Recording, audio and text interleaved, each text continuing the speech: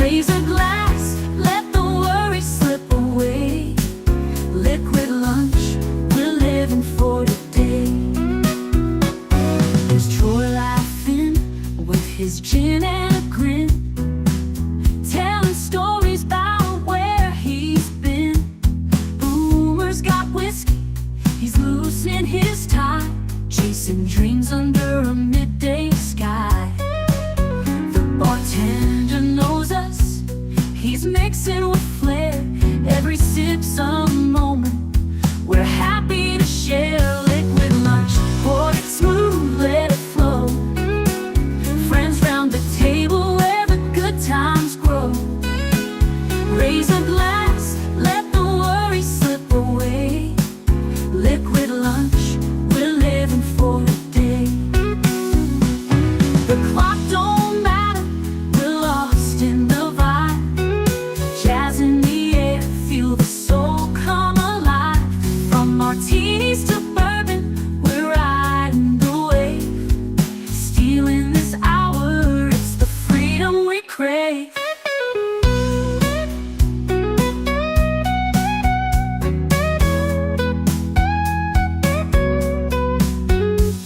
The sun's still shining, but we're in our zone.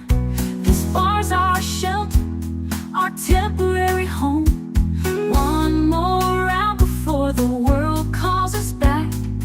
Savor the moment, keep the blues in the rack. We'll laugh and we'll toast till the afternoon fades. Memories made in these liquid escapades. Liquid lunch, pour it smooth, let it flow. Friends round the table where the good times grow. Raise a glass, let the worries slip away. Liquid lunch, we're living for today. So here's to the day, like the drinks and the fun. Our liquid lunch, till the next one comes. With a wink and a smile, we'll be back real soon. Chasing that jazz under the high noon.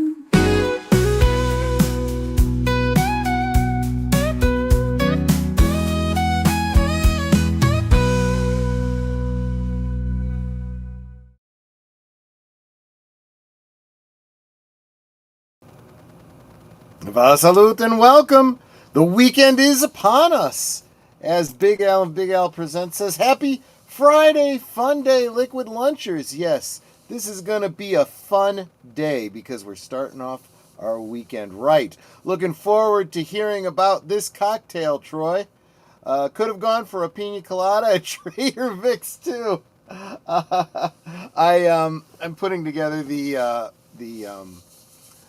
stream for tonight. Actually, I think I've already got it up.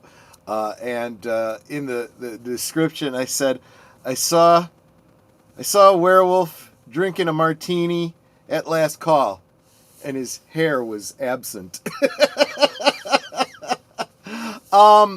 Just a heads up, I'm burying the lead here. I'll be talking about the cocktail in the back half of the show. We're going to get into, well, we'll get into that in just a bit. But looks like we have a very light lunch crowd tonight, but that's okay. That's okay. We'll focus on who's here. It's almost lunchtime. Well, it is lunchtime now for some of us, Curtis. Welcome, welcome. There we go. Now you guys are starting to file in here. Jonathan Conroy says, hail all, smash the like button and enjoy the show. Yes, I do hope you enjoy the show. Netter says, like, share, subscribe, become a member, leave a comment, gift a membership. She's basically saying, do all the things. Do all the things that make us go here. Mark Malnikoff says, Mech Paw, here I are. Yes, it's lunchtime on this intro to the weekend. I was just in the kitchen getting lunch started. That's what one would expect at liquid lunchtime.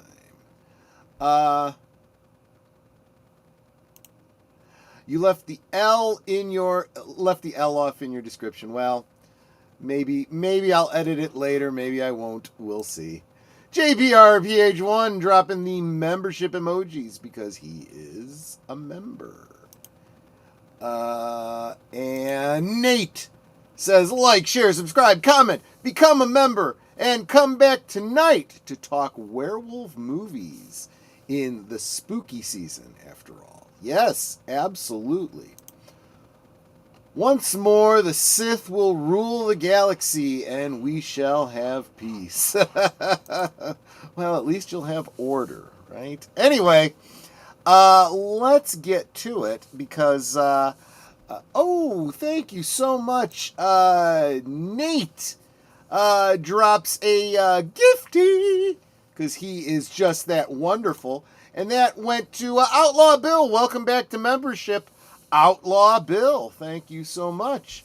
Giving me a reason to update my my closing credits for tonight.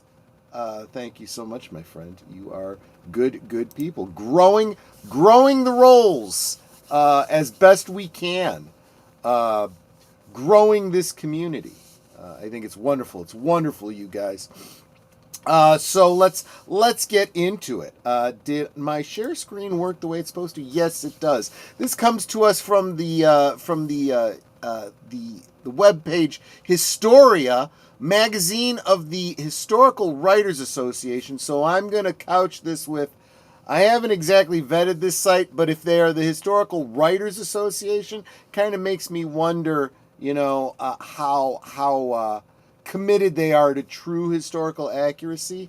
But let's play a little loosey-goosey with history. I'm sure it'll be pretty much on topic, and you can always correct it if you feel necessary. We're going to look at the history of werewolves. The mind of historical fiction author is full of random snags on the memory from which sometimes whole worlds are birthed. And one such snag comes when I was struggling to conceive the antagonists of a Savage Moon, the fourth novel in my Viking adventure series, The Wanderer Chronicles. This is not an endorsement. I don't know anything about this particular story. Welcome, Fluff Chick Production. Good to see you, Connie. I recalled a vignette about werewolves in the Hamlin Book of Horror, a catalog of deliciously chilling stories in which I spent unhealthy amounts of time during my childhood. The claim, if memory serves, was that the legend of killer werewolves arose from the genuine terror of Viking raiders during the early Middle Ages. Okay, I can conceive of that concept.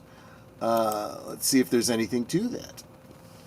There was a suitably dramatic picture showing said Vikings garbed in wolf skins and wielding large axes, leaping out of their long ships and running straight at you, the enthralled child.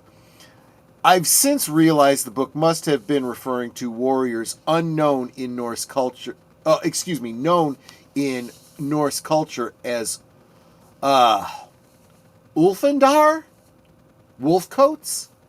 And since many books are full of both axe-wielding warriors and a touch of the supernatural, I thought it'd be fun to play around with the werewolf myth in this novel. Digging deeper, however, I discovered the concept of werewolves is far older and more widespread than this childhood memory suggested. A strong bet for the earliest recorded reference to a werewolf is the Epic of Gilgamesh. Okay, I can buy that. In it, Gilgamesh refuses to become lover of the goddess Ishtar because of her cruel treatment of a previous suitor, a shepherd whom she turned into a wolf. Later one of Ovid's Metamorphoses has the god Zeus turning King Lycaon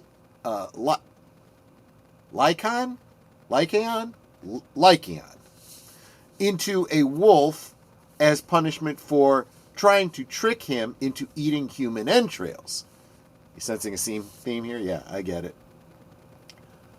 Lycaon's name and the word lycanthrope, the mythical transformation of a person into a wolf, share the same etymological roots. Lycos means wolf in Greek. But while stories of humans turning into terrifying carnivores as the result of supernatural curse abound throughout all epochs of culture, they were not always treated as the far-fetched fables we do today. On the contrary, even quite respectable figures like St. Augustine of Hippo were inclined to take at least the belief in lycanthropy seriously. In his City of God, he notes, "It is generally believed that by certain witches' spells, men may be turned into wolves. Mostly this and other similar early Christian references were made in order to attribute shape-shifting of any kind to witchcraft. Both the belief and, to be on the safe side, the practice of which were condemned as abominations.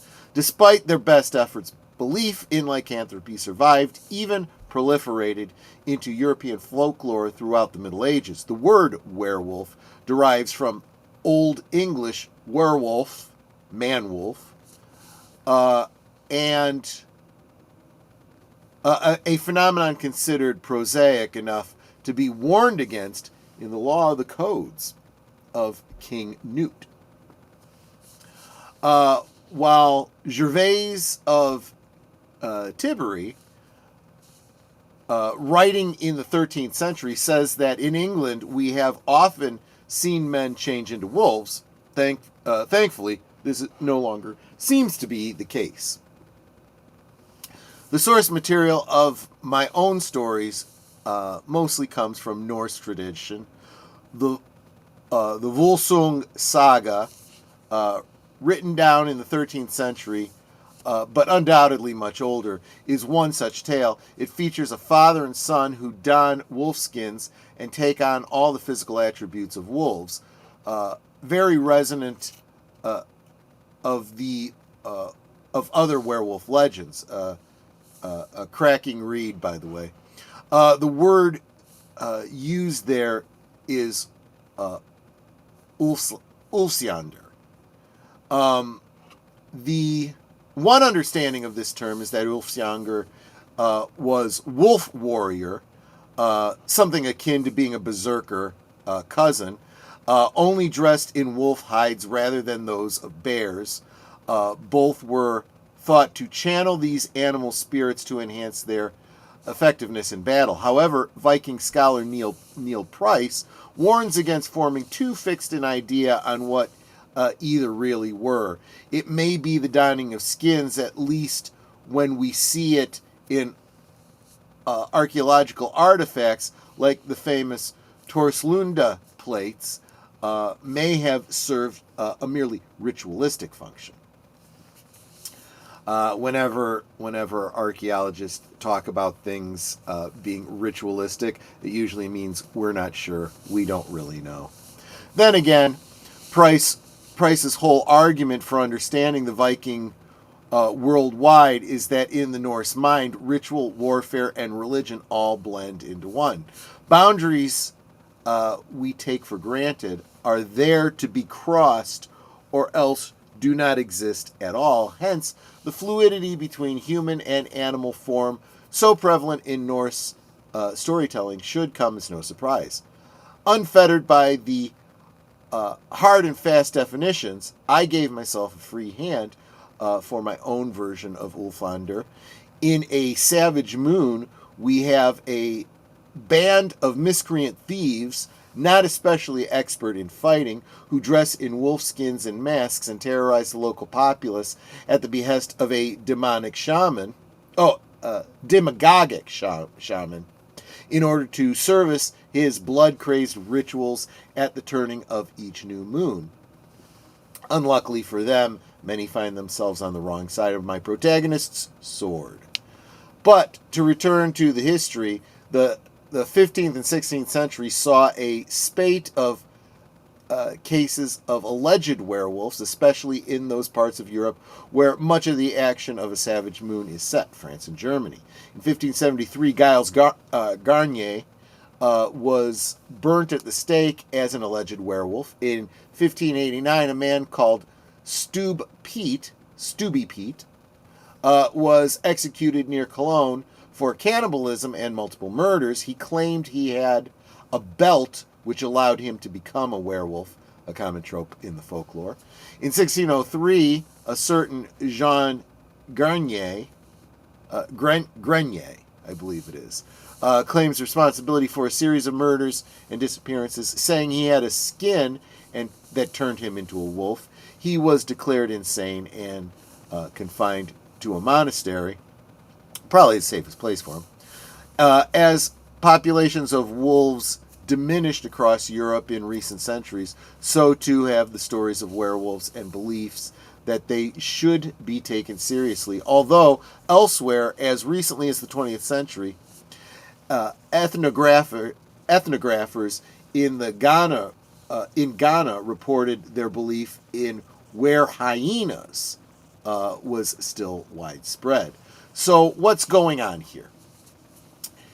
Are there plausible explanations underlying the enduring myth of the werewolf and how it arose? Some experts suggest the stories provide a metaphor for understanding the change that occurred in puberty, particularly in men. Yeah, growing hair, right? Or that they are metaphors for, dare I say it, toxic masculinity, sexual predators, obnoxious aggression, too much body hair, poor table manners, etc. Though one notes women can be werewolves too. We'll see if they get into the female aspects that could be very implicit by a monthly change, or that they are metaphor. Yeah, okay, yeah. Others offer medical explanations. A genetic condition called hypertrichosis cause thick hair to grow over a person's face and body, or even the spread of rabies, a disease which might explain some of the characteristic behavior of werewolves.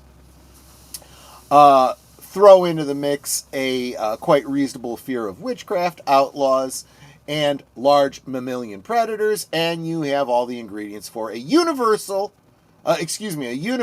weird and scary stories. While we no longer take the belief in actual werewolves seriously in our culture, enthusiasm for a good werewolf story hasn't dimmed any. Think of the popular movies through the last few decades. The Wolfman, American Werewolf in London, Wolverine and the X-Men. I think that's a bit of a stretch. Or best-selling novels like The Twilight Saga and the Harry Potter series, thinking of Remus Lupin there. And now, who knows, with a bit of luck, Savage Moon, the author, kind of plugging away for his own story there. But anyway, we will, of course, be talking about American Werewolf in London and The Wolfman tonight on Last Call, as we talk about our top 10 favorite werewolf films, though presented in no particular order other than release order, because once you come up with, we each came up with our 5 favorites, and it's kind of hard to put them in, well, which one I like more or less. These were the ones that I got my top 5, threw them out there. If we had any extras, if we had any overlap between the two of us, I was going to offer about 3 more, but we did not, actually. There are enough werewolf movies that just by chance, Boomer and I did not even overlap in that regard. But, as I've mentioned on previous streams, this coming Monday is a full moon. So how appropriate that our members' night at the movies be a werewolf movie. And if we're going to have a werewolf movie on Monday, let's talk about our favorite ones tonight on Last Call. So that's the plan. So that brings us to the drink that I'm going to be having tonight, which, of course, you guys know how this show works. I'm going to drop on you the promos that I've put together for the rest of the week, so I don't have to actually talk about each one of them. And then on the other side, we'll get to drinking. just under 3 minutes. Goodbye. Hope to see you again real soon. You are watching Liquid Lunch, streaming every weekday at noon Central, 1 p.m. Eastern. Let's sip together. It's Thursday night, and Netters Network talks to the streamers who have everybody talking. It's Thursday Things, Thursdays at 9 Central, 10 Eastern on Netters Network.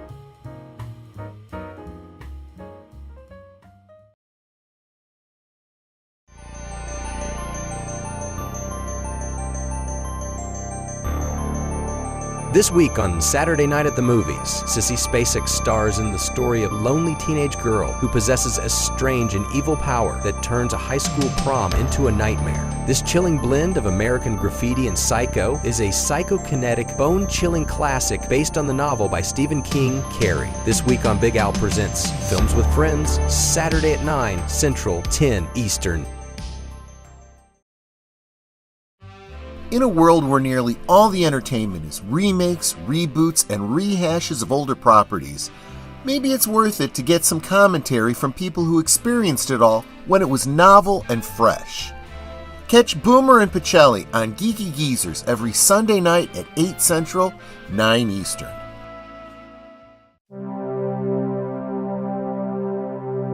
Dive into the eerie, surreal world of Twin Peaks with us every Tuesday. Join passionate superfans as we unravel mysteries, decode Lynchian symbolism, and sip some damn fine coffee together. Whether you're a Black Lodge veteran or a curious newcomer, our live discussions on YouTube and X will keep you hooked.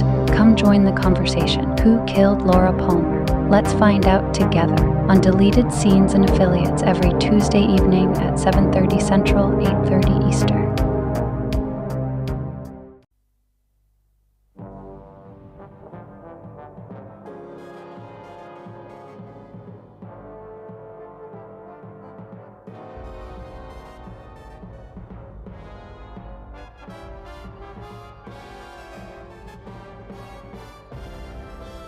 Avon must take drastic action to save the crew, with Scorpio trapped by the atmosphere of the green planet Vern, and Tarrant and Servalan stranded together on the planet's surface, held captive by vampire Sand.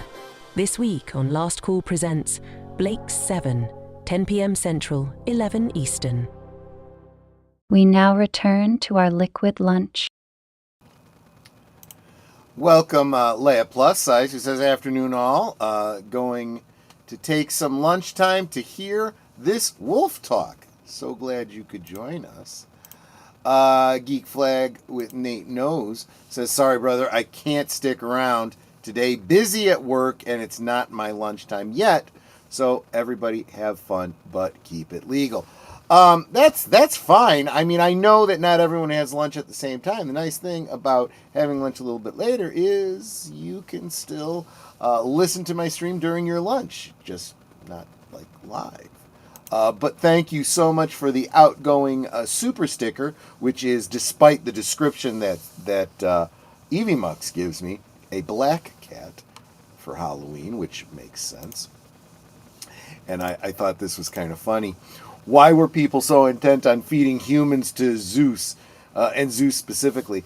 I think, if I remember that particular story correctly, the king was feeding Zeus. It was like the person he was looking for, or something like that, or I don't remember.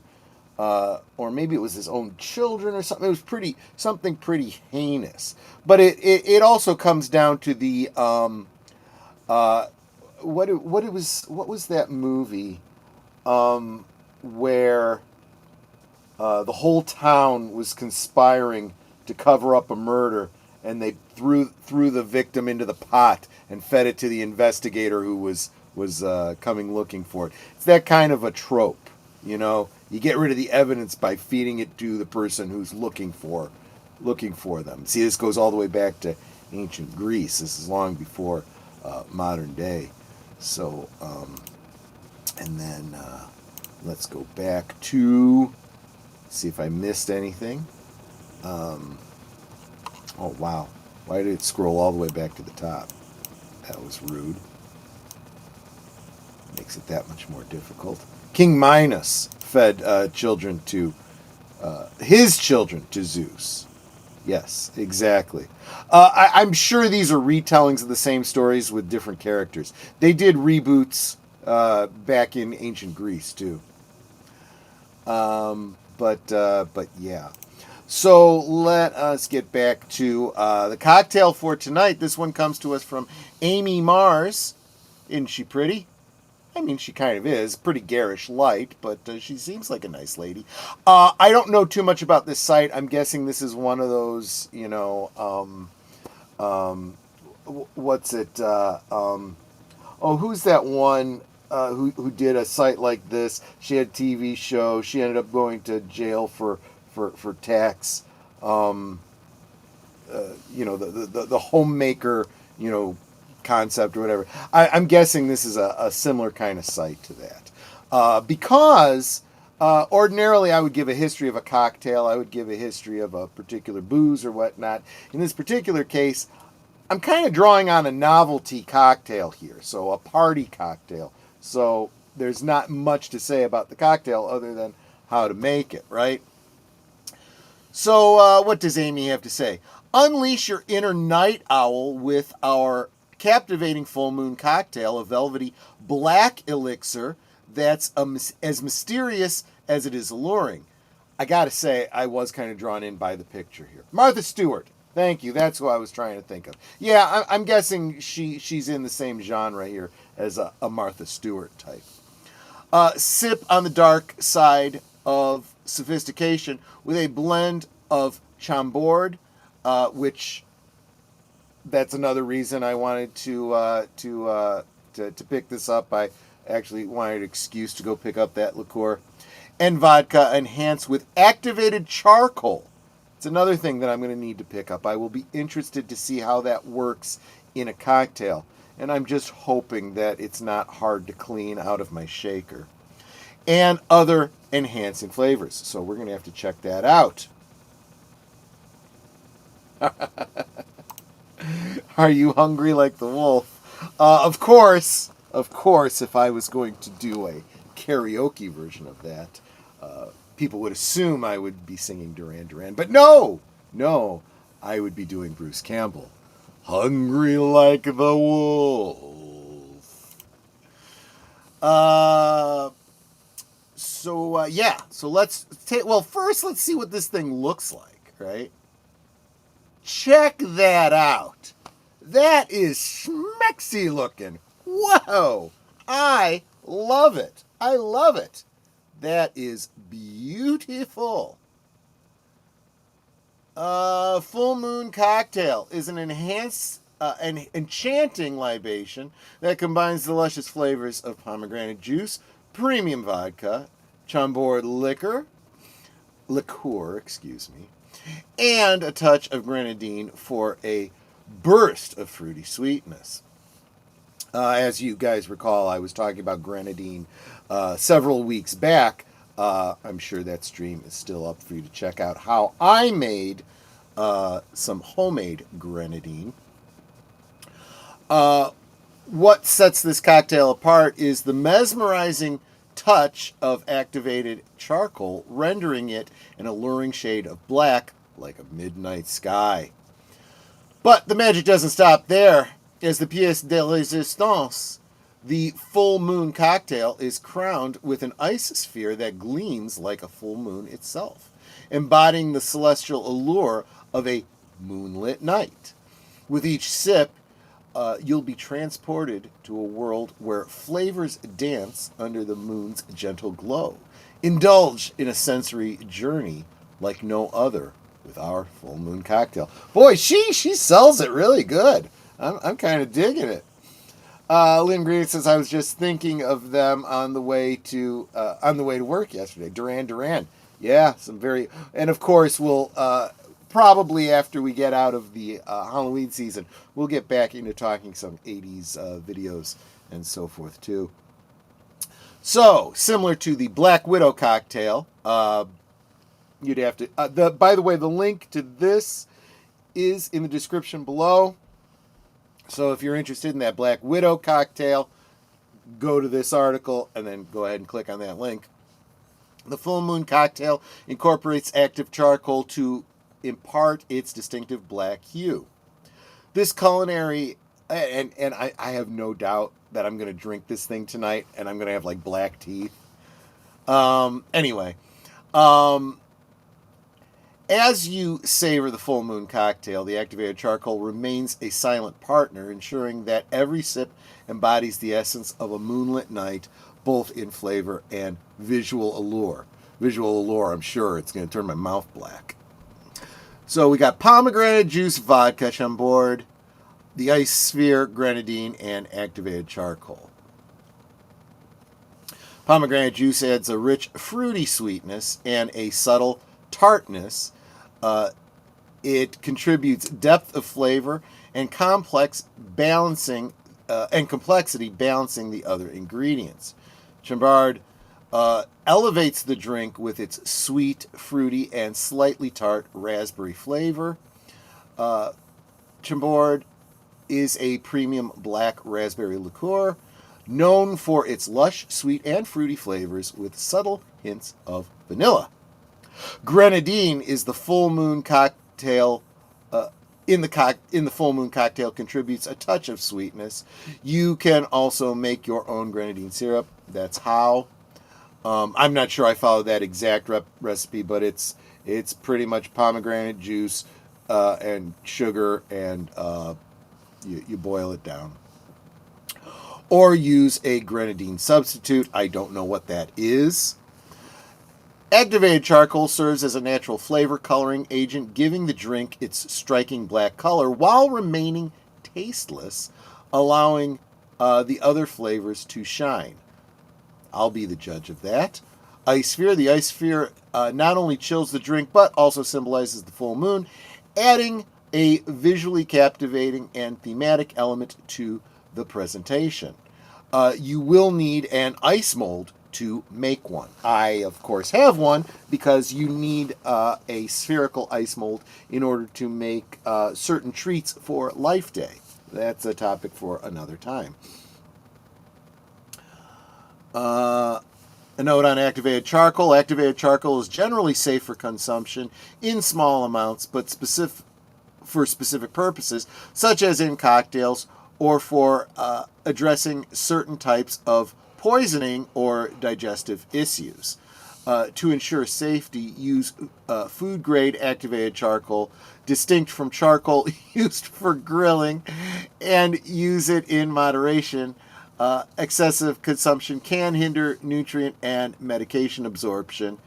If you have health conditions, take medications, or are uncertain about its use, consult a healthcare professional beforehand. I thought for sure she was going to talk about the perceived carcinogenic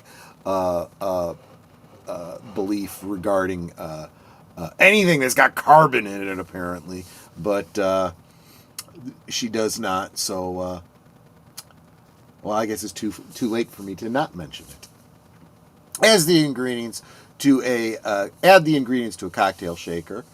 Pour in the active charcoal. Shake vigorously. Apple the lid to the cocktail shaker and shake the mixture vigorously for 10 to 15 seconds. Strain. Place the ice sphere into your martini glass and strain the cocktail over it.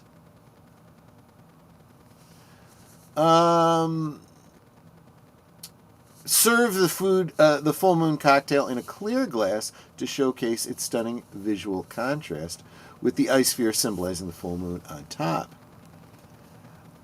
You can have the grenadine settle to the bottom, similar to the pineapple vodka cocktail. I don't know what that is, but I'm guessing it has some similarities to a tequila sunrise. You can settle the grenadine at the bottom, though it won't be quite as pronounced. Don't include the grenadine in the cocktail shaker. Instead, pour it carefully down the side of the glass, allowing it to settle at the bottom. That could be absolutely interesting. And then, of course, this exact recipe I have duplicated down in the description below. So let me get back to the main stage, see what y'all are saying here. Full moon. Yes, exactly. The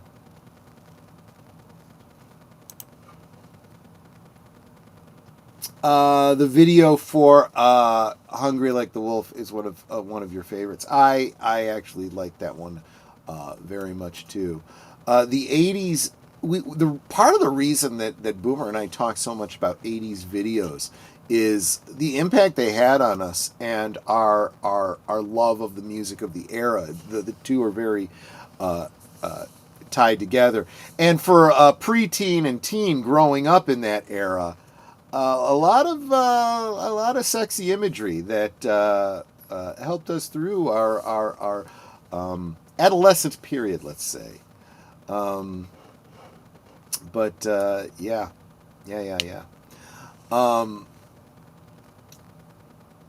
And speaking of which, the video for Union of the Snake also inspired a particular Dungeons and Dragons adventure at my D&D table.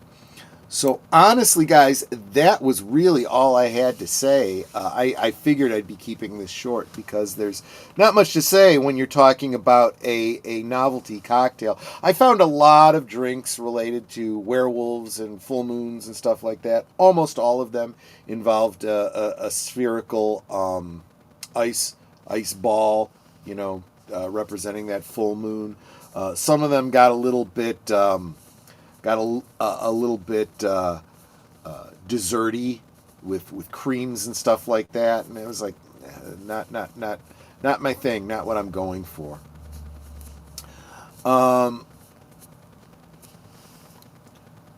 Cardassian Sunrise is better. If you have a recipe for a Cardassian Sunrise, I'd love to check that out. I have several different Star Trek bar guides going all the way back to the late 70s, early 80s. Those handmade pamphlet style books that you used to pick up at conventions, on up through the official guides that would come out in more recent years. Yeah, who could blame them? The location shoot just made it perfect. Absolutely. But there you go. So that's really all I got. I would love to know what you guys are planning on sipping on tonight. Obviously, I haven't made this yet. I still have to go out and get some ingredients. But yeah, I think I'm just going to wrap that up here. I know it's a little bit. We're coming up a little bit short. It's only about a 40-minute show today, but it is a Friday. I'm eager to get to the weekend. Still got stuff to do before tonight's stream. Like I said, I got to go out and pick up my activated charcoal. That'll be an interesting experiment. Of course, don't go anywhere. After the stream, I will take you guys over to Wilkie's Movies and Music, as we do every Friday. That's the plan, anyway. I mean, he won't be starting for another 20 minutes, but what the hey. I'm going to send you over there, and I'm going to ask you, please, to at least say hi to him there and let him know that we are doing a last call raid.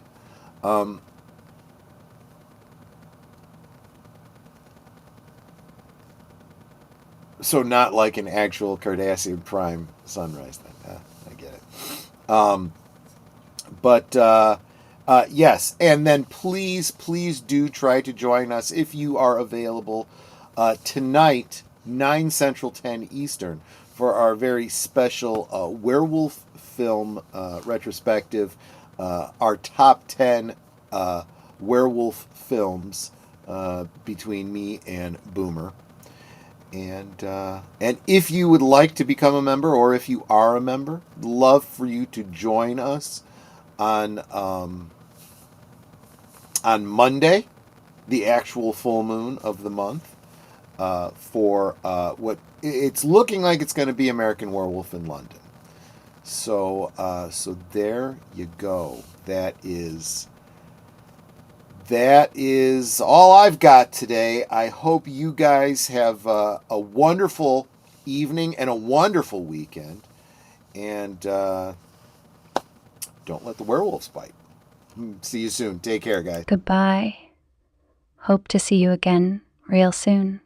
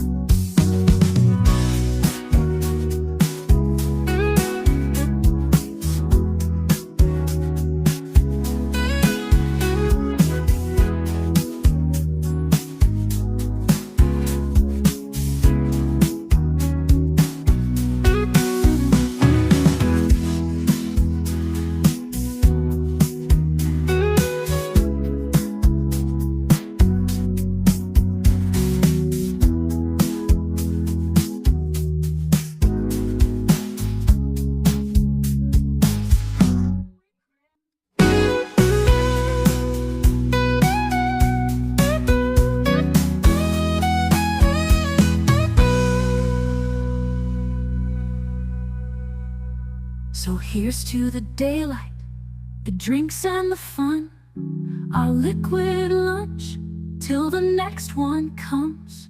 With a wink and a smile, we'll be back real soon, chasing that jazz under the high noon.